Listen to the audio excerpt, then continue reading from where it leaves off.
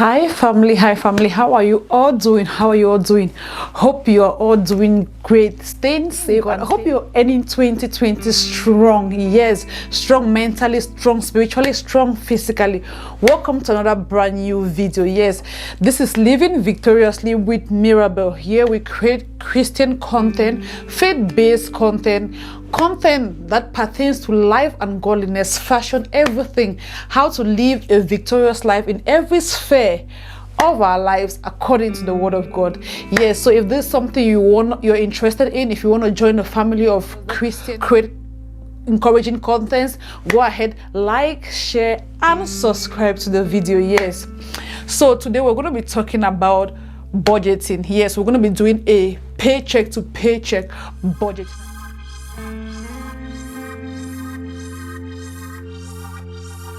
I'm going to be showing you guys practically how I do my paycheck to paycheck budget when I do them. Yes, based on my last video, the video I did, if you haven't seen it, I'm going to put up the link of the last video I did. I was talking about 7 things to watch out for when planning or when reviewing or when working into planning your budget for 2021, and I got a lot of feedback, people saying, oh, I should practically do give practical steps or more information on how to budget.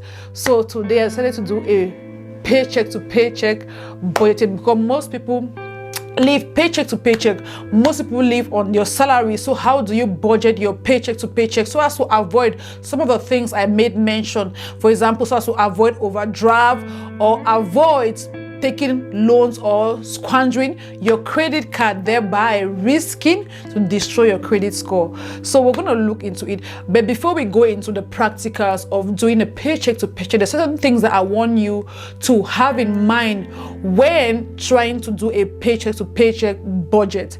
First, I always use my fixed income. Yes, I have multiple streams of income, and I know many people have multiple streams of income, but when you want to budget paycheck to paycheck, I always advise that you use your fixed income. What do I mean, your fixed income? If you have a full-time job and maybe another casual job and maybe another side business somewhere, that the casual and the side business, the income is not fixed. It varies from period to period, paycheck to paycheck, or season.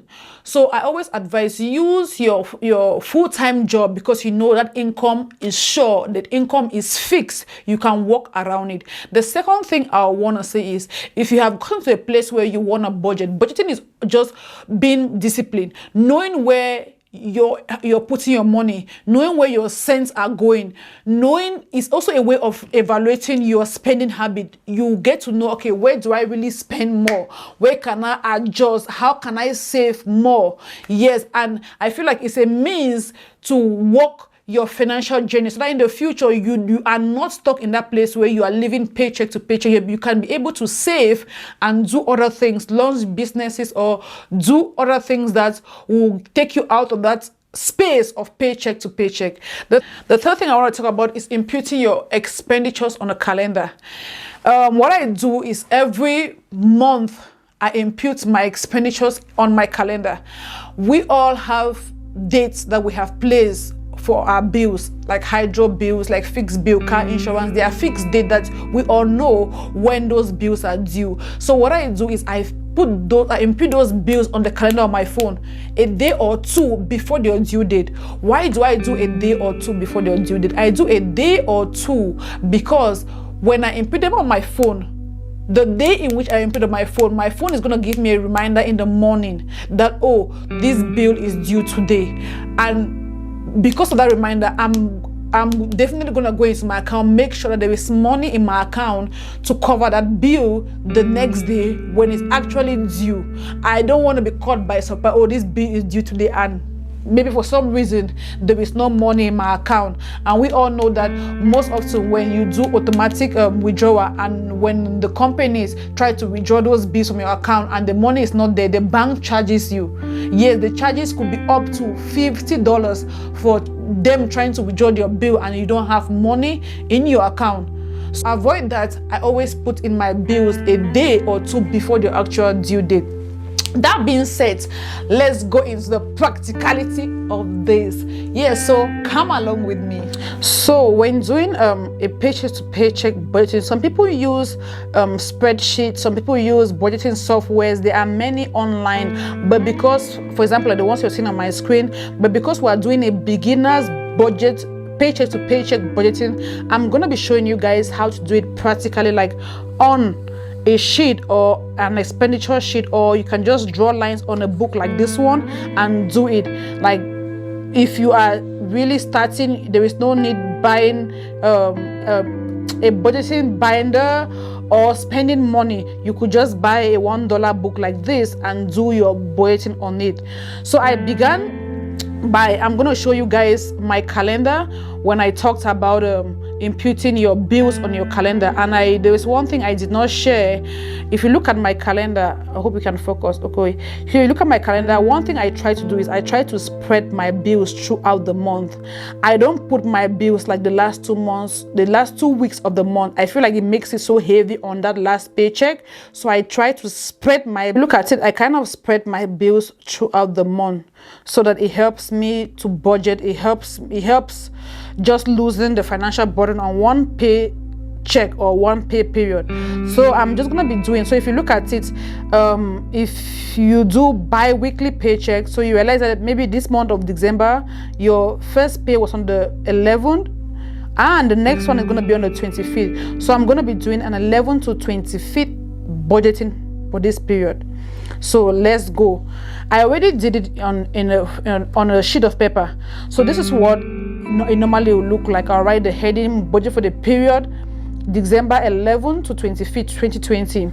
So here on this column I have the date, I have the name, I have the expenditure in dollars, I have the income in dollars. And here I start first with my fixed expenditures, like the fixed ones, the ones that I cannot do without, the ones that are a necessity, like an absolute necessity. Those are the ones I consider fixed. So I start on the first day, which is December 11, 2020. I got a paycheck, and remember, these amounts are just hypothetical. They are not actual figures that I make. It's not a reference to anybody's pay period. I just put down amounts to be able to help me demonstrate. So on the December 11, 2020, I got a paycheck for $1,500, which is a fixed, it has to be a fixed paycheck, as I said earlier. So on this date, this same date, because I'm a Christian and I believe in tithing and offering, I took out my tithe and my offering. Normally, I know tithing is 10%, but I believe that 10% should be the minimum. So when I do my tithe and my offering, I always, for this amount, I did a deduction of $200. So if I deduct 200 from 1.5, it's 1.3. That same day, I mentioned last time on my last video that one of the means for me that I use in saving is Njangi. Many people use other means, and I also said in my last video that rich people who practice reasonable financial policies, or people who practice good financial habits, save first. You remove your saving first, so that whatever is left, it will help you apportion, or it will help you commission your expenditure on what is left. It will help you, keep you focused. So the same thing I did that same day, I removed my Njangi or my saving. It doesn't matter how you save. For this amount, I removed $500. I always try to save close to half of my income a month. So for this amount, I remove $500 for saving. So if I remove 500 from 1.3, what is left is 800. On the 12th of 12, 2020, I'll go back to my calendar. So realize that I got paid on the 11th. On the 12th, I have car saving. So I buy my cars in cash, trying to scrape out or reduce the loans or the debts I have. But when I buy my car cash and I know the warranty on that car is 5 years, I try to amortize that money, the money I used to buy the car, for the 5-year lifespan period of the car. So I realized that if I save $100 in every paycheck, by the time the 5 years is over, which is the lifespan of the car, I must have recovered the money I bought the car and even more, so that it will help me upgrade or help me have cash to buy my next car. So I do a car saving, which is $100. So $100 from $800. What is left is $700. Then we go back to my calendar again to look at the next expenditure. So this was the 12th, the 13th, the 14th, the 15th. I have a car insurance, and one thing I do with my car insurance is that I pay my car insurance for a year. I feel like it's always cheaper when you pay your car insurance for the whole year. When you do that, then you can amortize the money. If your car insurance for the whole year is $3,000, then you can divide $3,000 by 12, and then you save that the amortization amount. You save it every month, so that by the end of the year you have money saved in your account for car insurance that you can use to pay in full for the next year. So I did that for my car insurance, and I got to the amount $120 every month is what is going to give me the full amount to pay my car insurance the next year. So $120 from $700 is $850. So the next thing on my calendar, the next bill on my calendar is hydro on the 19th. Remember, we are still within the 11 to 20 feet pay period. So hydro on the 19th. So I came here on the December 19, 2020, hydro $50, and I removed $50 from $580 is $530. Then the next bill on my calendar, it's Telus bill on the 23rd. So on the 23rd, I remove my Telus bill, which is $50 from $530, which is $480. I hope you can see it, $480. So I'm done with my bills. If you look at the pay period 11 to 20 feet, I'm done with my fixed bills. So I all inputted them on this sheet. Now I have after my fixed bill, like the expenditures are absolute necessity for me every month are these fixed ones. I can't do without my Telus bill. I can't do without the internet. I can't do without hydro. My car insurance has to be paid. Same for my car has to be done. My saving is a necessity. My tithes and offering an absolute necessity. So after those things are done, I come down to what I call the variable expenditures.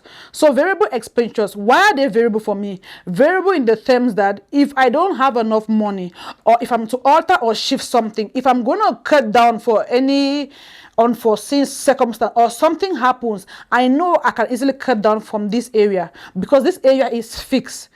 Like you can't negotiate your hydro bill, you can't negotiate your Telus bill, but these ones are things that you can alter.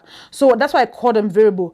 So for 2 weeks period, I realized that with my car and the capacity of my car, I can run around conveniently on a full tank of $60. It depends on your car. If your car is big, if it's small, or how you run around your daily activities, then you can estimate how much gas you use in 2 weeks. So I put $60. So $60 from $480 is $420. Then I have groceries for 2 weeks. As an individual, as a single person, I do grocery for $150. It depends on you, your household. So what works for you? So I do grocery. So $150 from $420 is $270. I took some money out for self-care, maybe my nails, facial, whatever the need might be, maybe either with friends. So I took out, or go for a movie, whatever the case might be. I took out self-care $150 from $270. I have $120 left. Then I had to put miscellaneous expenditures $120, or in case somebody is in need, somebody has a need, or like we are Africans, your parents call back home, or if you know you have put your parents on a salary every month, it should be here, which is a fixed expenditure. If it's a fixed expenditure, it should be here. So that's how I budget for paycheck to paycheck. That's simply how my budget looks. And by the next paycheck, I put zero here, in the sense that everything being equal, if everything goes well, if I use less of the gas, or if my grocery, what I needed for this 2 weeks wasn't up to $150, good and fine, at least I allocated enough money to cover up my grocery. If I didn't have, like, especially since we're on quarantine, if I didn't go out for any self-care or eat out with friends, I was just home or busy, then I still have extra money here. If nothing happened, everything being equal, then I still have extra money here. I can still increase my savings, or help out somebody, or do something, or maneuver through my finances in this area. I hope this was helpful. So that's how I do a paycheck to paycheck budget. That's literally how I go about it. And yes, in another video I'm going to show you guys how to do your budgeting on a spreadsheet, but this was just for beginners of your expenditure, keeping track of your incomes, knowing where or allocating your money to specific spots or specific aspects in your life. This is a simple and clear sample of what I do. Hope it was a blessing. Hope this video encourage somebody learn something from it. Yes, and see you all in our next video. See you all in our next video. Please don't forget to like, share, subscribe, and leave your comments in the description box below. If there's any question, please leave it down there and I'll be sure to address it. Love you all with the love of God and stay blessed.